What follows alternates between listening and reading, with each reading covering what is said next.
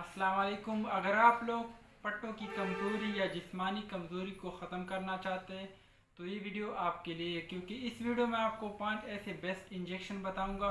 तो इन इंजेक्शन का इस्तेमाल जो है आप पट्टों की कमज़ोरी या जिस्मानी कमज़ोरी की सूरत में कर सकते हैं। तो फर्स्ट नंबर पे हमारे पास जो इंजेक्शन है उसका नाम है कोबालमीन, और इनकी प्राइस की अगर हम बात कर ले तो ये आपको 90 रुपये के दरमियान एक इंजेक्शन मिल जाएगा।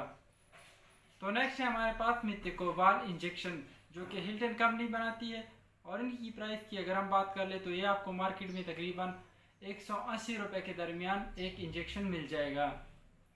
तो नेक्स्ट हमारे पास आती है मेबिल इंजेक्शन, जो कि सामी कंपनी बनाती है, और इनकी प्राइस की अगर हम बात कर ले तो ये आपको मार्केट में 120 रुपये के दरमियान बहुत आसानी से मिल जाएगा।